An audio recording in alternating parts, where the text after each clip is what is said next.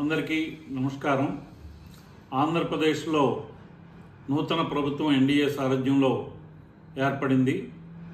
అందుకు ఆంధ్రప్రదేశ్ ప్రజానీకానికి మరియు తెలుగుదేశం పార్టీ అధ్యక్షుడు ముఖ్యమంత్రి అయినటువంటి నారా చంద్రబాబు నాయుడు గారికి, అలాగే ఉప ముఖ్యమంత్రి జనసేన అధినేత పవన్ కళ్యాణ్ గారికి, మరియు భారతీయ జనతా పార్టీ రాష్ట్ర అధ్యక్షురాలు మరియు రాజమండ్రి పార్లమెంటు సభ్యురాలైనటువంటి శ్రీమతి దగ్గుబాటి పురంధేశ్వరి గారికి నా అభినందనలు మరియు శుభాకాంక్షలు.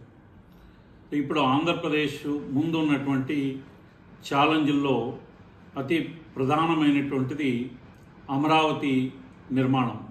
ఇట్లా గత ప్రభుత్వంలో ఆ 5 సంవత్సరాల్లో కనీ విని ఎరుగినటువంటి ఆర్థిక విధ్వంసం ఆంధ్రప్రదేశ్ రాష్ట్రంలో చోటు చేసుకుంది. సో ఆంధ్రప్రదేశ్ రాష్ట్రాన్ని ఒక అప్పుల కుప్పగా, అంటే రెవెన్యూ ఆదాయం పెంచుకోకుండా అప్పులు తెచ్చి దాని ద్వారాగా ఫ్రీబీస్ ఇచ్చి సో ఒక ఆర్థిక విధ్వంసానికి పాల్పడినటువంటి నేపథ్యంలో ఈ కొత్త ప్రభుత్వం ఇప్పుడు బాధ్యతలు స్వీకరించింది. ఇప్పుడు అమరావతి నిర్మాణానికి ముఖ్యమైనటువంటి కార్యక్రమం ఏంటి, అది ఏ విధంగా చేస్తే ఆంధ్రప్రదేశ్కి లాభదాయకంగా ఉంటుంది అన్నదాన్ని మనం చర్చిద్దాం.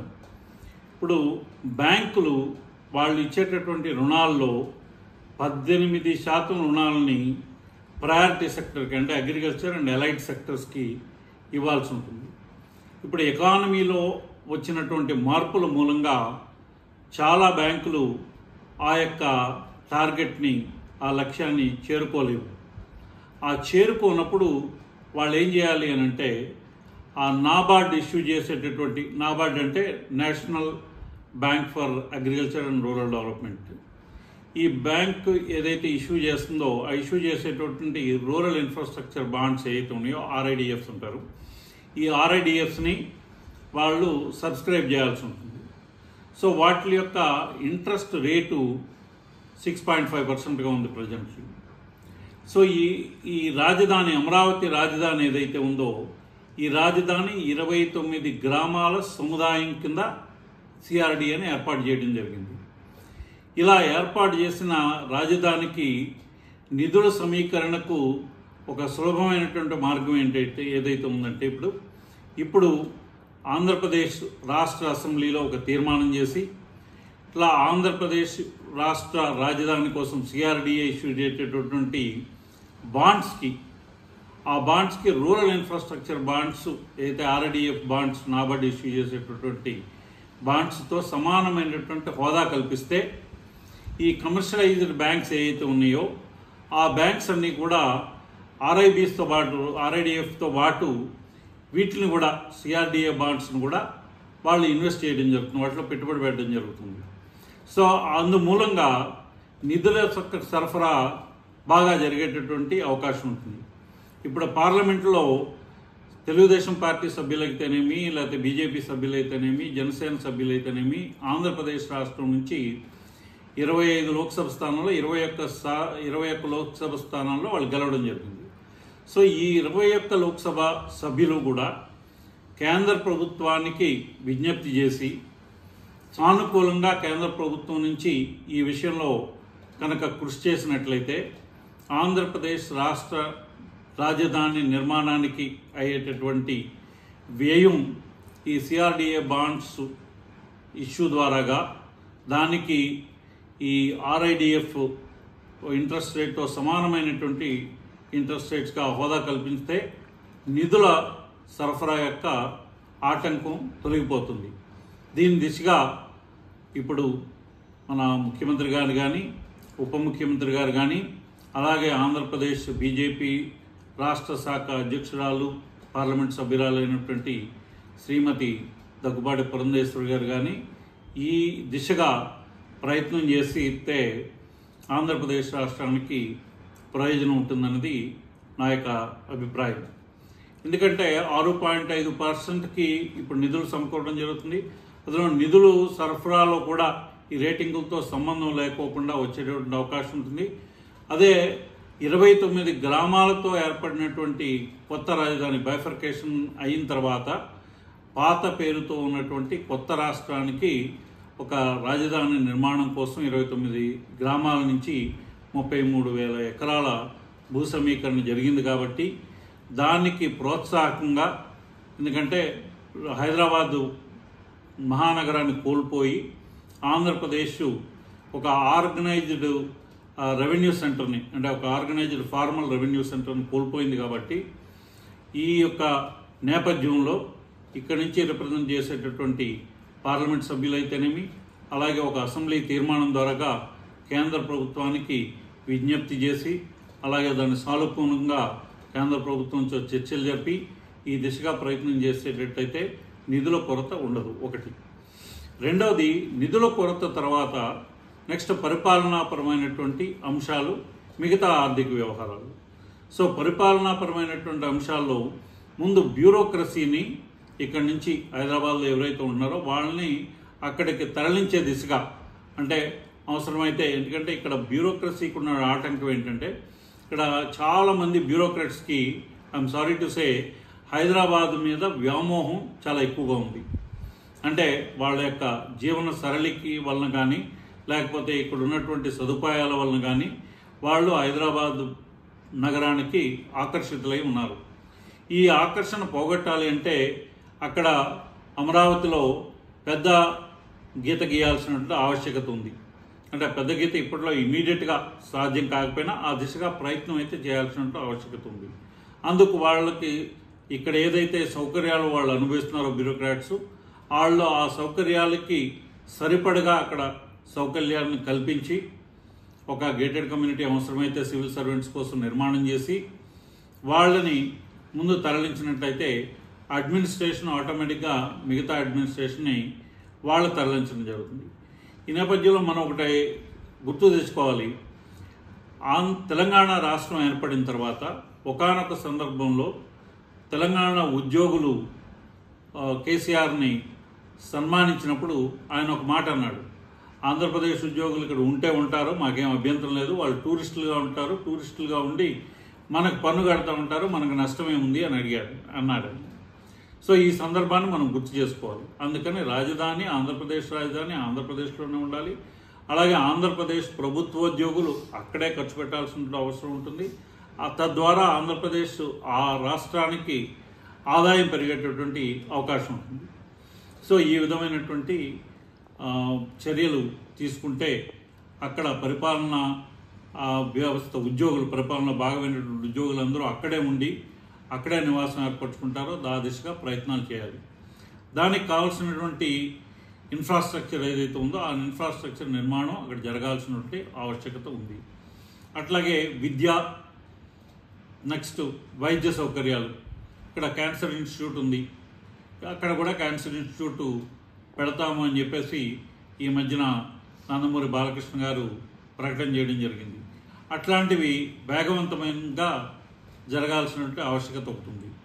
సో దానితో పాటు ఇక్కడ ఉన్నటువంటి డాక్టర్లు ఎవరైతే ఉన్నారో ప్రముఖమైనటువంటి వైద్యులు, వాళ్ళు అక్కడ ఉన్నటువంటి వైద్య సంస్థల్లో ఒకవేళ వీళ్ళు వచ్చి కనుక అక్కడ వైద్యం చేసినట్లయితే వాళ్ళకి ఆ ఎక్స్పెన్సెస్ రీయింబర్స్మెంట్ కూడా ఒక మార్గం. అంటే ఇక్కడ 5 రోజులు ఇక్కడ ఉండి, లేకపోతే 2 రోజులు అమరావతిలో, లేకపోతే అక్కడికి వచ్చి ఆంధ్రప్రదేశ్కి వచ్చి వాళ్ళు కనుక వైద్యం చేసేటైతే ఈ విధమైనటువంటి ప్రోత్సాహకాలు ఇచ్చినట్లయితే వైద్యం, సో వాళ్ళు అక్కడి నుంచి ఆంధ్రప్రదేశ్ రాష్ట్రం నుంచి ఇక్కడికి వచ్చి ఇక్కడ వ్యయ ప్రయాసాలు కోర్చి వైద్యం చేయించుకోవాల్సినటువంటి ఆవశ్యకత లేకుండా ఇక్కడి యొక్క వైద్యులు ఎవరైతే ఉన్నారో అక్కడికి వచ్చి అక్కడ వైద్యం చేసి వీళ్ళు డాక్టర్ వెళ్ళిపోతారు, మళ్ళీ వచ్చి హైదరాబాద్లో ఆయన వైద్యం చేసుకుంటాడు. ఒక 2 రోజులు 3 రోజులు వారానికి అక్కడ రావడం జరుగుతుంది.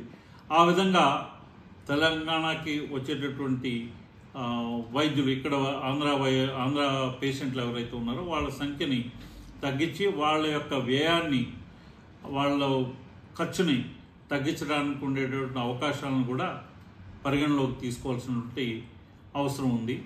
ఇది టెంపరీ అరేంజ్మెంటే.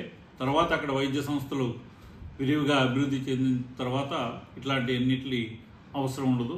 బట్ తాత్కాలికంగా అయితే ఇలాంటి ఏర్పాట్లను ప్రోత్సహించడం మంచిదన్నది నా యొక్క అభిప్రాయం. అట్లాగే పర్యావరణానికి సంబంధించి అంటే హైదరాబాద్లో ఉన్నటువంటి ఉష్ణోగ్రతకి అక్కడ అమరావతిలో ఉన్నటువంటి ఉష్ణోగ్రతకి మధ్య వ్యత్యాసం ఉంటుంది. ఈ వ్యత్యాసాన్ని తగ్గించాలంటే కనుక ఇప్పుడు కన్స్ట్రక్షన్లో ఉపయోగించేటటువంటి టెక్నాలజీని, లేకపోతే ఇప్పుడు బ్రిక్స్ని కానీ, అంటే పూర్వధర్మ బ్రిక్స్ ఉంటారు, అంటే వినర్ బర్గర్ వాళ్ళ ఉత్పత్తి ఒకటి ఉంటుంది పూర్వధర్మ బ్రిక్స్.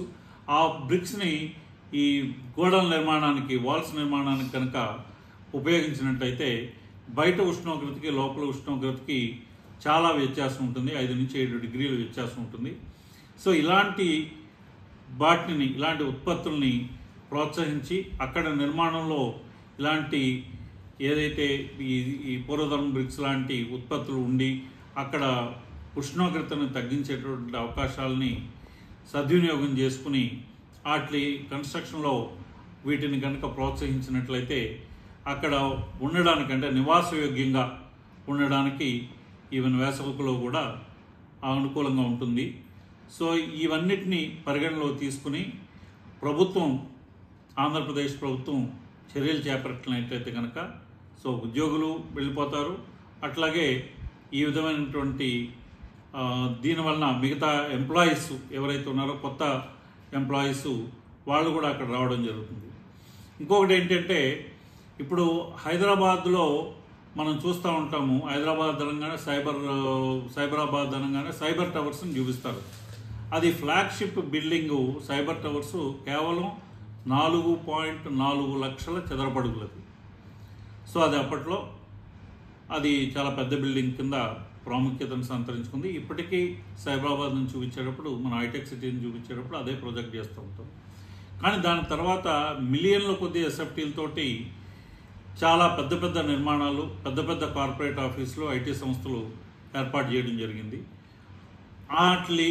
ఆ విధంగా కొన్ని ఐటీ సంస్థల్ని ఆ విధంగా ఒక 2 కోట్ల ఎస్ఎఫ్టీ ఐటీ సంస్థలు కనుక అక్కడ ఏర్పడినట్టయితే దానికి అనుగుణమైనటువంటి అభివృద్ధి, హైదరాబాద్ ఆ విధంగా అభివృద్ధి చెందింది, ముఖ్యంగా సైబరాబాదు. సో వాటి అనుగుణంగా ఏదైతే అది పెద్ద వ్యయంతో కూడింది అయితే కాదు, ఎందుకంటే 5-6 వేల కోట్ల వ్యయంతో ఒక 2 కోట్ల ఎస్ఎఫ్టీని అక్కడ షెల్ నిర్మాణం చేయొచ్చు. అది చేస్తే కనుక చాలా దాదాపుగా 1 లక్ష ఉద్యోగాలు అక్కడ ఇమీడియట్గా ఏర్పడేటటువంటి పరిస్థితి వస్తుంది.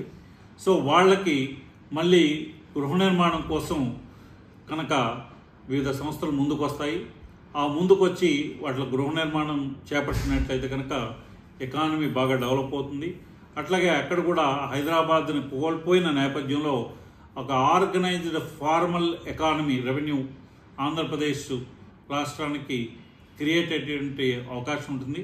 అట్లాగే అక్కడ విలువలు ఏదైతే రైతుల దగ్గర భూ సమీకరణం చేసి తీసుకున్నారో వాళ్ళకి వాల్యూ ఎడిషన్ జరుగుతుంది. అట్లాగే ప్రభుత్వం దగ్గర ఏదైతే మిగిలి భూమి ఉంటుందో ఆ భూమికి కూడా వాల్యూ వస్తుంది. తద్వారా అమరావతి సెల్ఫ్ సస్టైన్డ్ ప్రాజెక్ట్ కింద ఉంటుంది. అలాగే నాబార్డు నిధులతోటి ఆ గ్రామాలన్నింటినీ, ఆ చుట్టుపక్కల గ్రామాలన్నింటినీ అనుసంధానం చేసే విధంగా మన యొక్క రాష్ట్రం నుంచి ఎన్నికైనటువంటి పార్లమెంట్ సభ్యులు ఎవరైతే ఉన్నారో వాళ్ళందరూ కృషి చేయాల్సినటువంటి ఆవశ్యకత ఉంటుంది. ఈ విధంగా కృషి చేసినట్టయితే కనుక సో ఆంధ్రప్రదేశ్ రాబోయే 5 ఏళ్లలో సో గణనీయమైనటువంటి అభివృద్ధిని సాధించేటటువంటి అవకాశం ఉంటుంది.